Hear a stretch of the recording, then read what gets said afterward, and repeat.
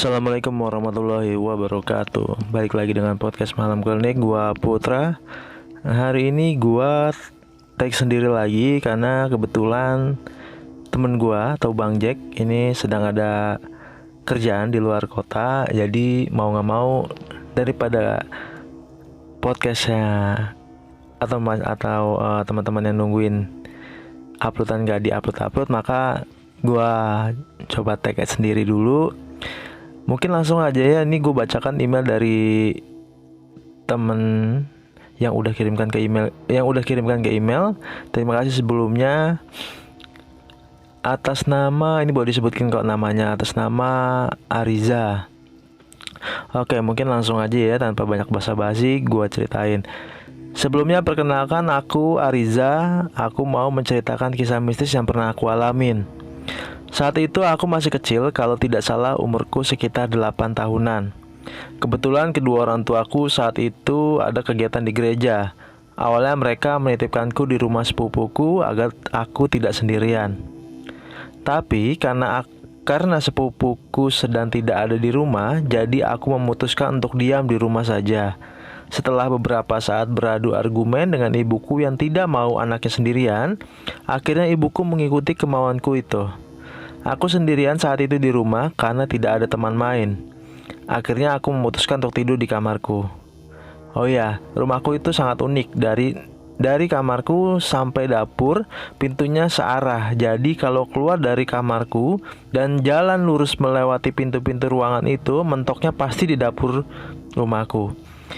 Nah, aku saat itu tidur di kamarku yang kebetulan pintunya dan pintu ruangan lainnya terbuka sehingga aku bisa melihat ke dapur langsung.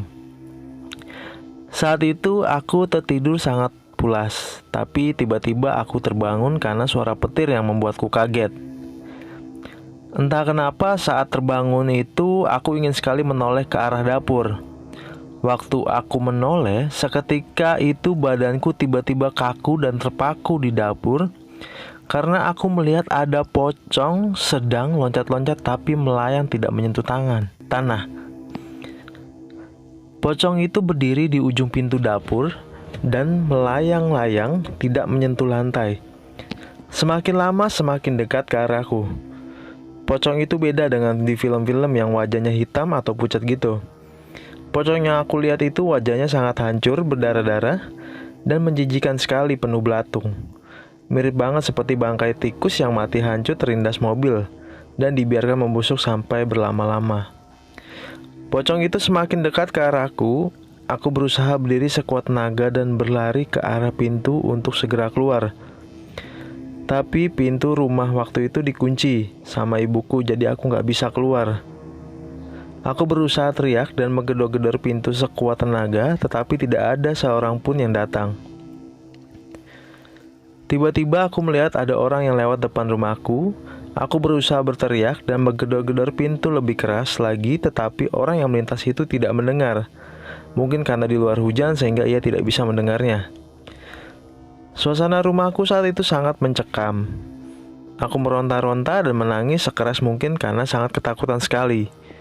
Dan ketika aku menoleh ke belakang, jantungku tiba-tiba seperti berhenti. Pocong itu berdiri tepat di belakangku dan melotot padaku dengan sangat menyeramkan.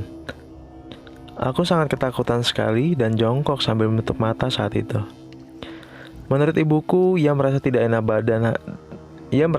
enak hati saat sedang di gereja. Oke, maksudnya di sini mungkin pas di gereja ibunya memiliki firasat yang gak baik kali ya. Jadi ketika di gereja gak enak hati, jadi ia memutuskan untuk pulang duluan. Sambil membuka pintu, ibuku memanggil-manggil namaku dengan khawatir, Za. Setelah pintu terbuka, aku segera berlari dan memeluk ibuku seerat mungkin. Sambil menangis sejadi-jadinya, aku menceritakan semua kejadian yang aku alami, dan ibuku hanya berkata, udah gak apa-apa. Oke, terima kasih podcast Malam Klinik. Mungkin itu saja yang aku ceritain.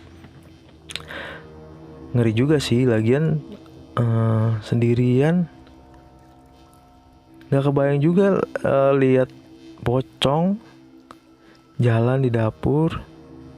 Ngapain bangke ya, gocongnya juga serem-serem. Terima kasih untuk siapa tadi, lupa gue namanya, Ariza, yang udah mau ceritakan kisah nyatanya atau kejadian mistisnya. Keren banget, keren lagi. Maksudnya serem. Gak kebayang sih kalau di rumah, apalagi kalau rumahnya tuh posisinya tuh langsung lihat ke dapur. Kan biasanya kan dapur tuh kan gelap ya. Ya, gitulah. Oke, makasih Ariza. Mungkin untuk hari ini gue ceritakan dari Ariza dulu. Untuk teman-teman yang mau kirimkan cerita mistisnya, cerita horornya, tetangga, adik, kakak, atau saudara-saudara, boleh kirimkan ke email kami di cliniczone@gmail.com. Nanti akan kami bacakan. Untuk hari ini sekian. Kalau ada salah kata gue mohon maaf. Gue Putra. Selamat malam.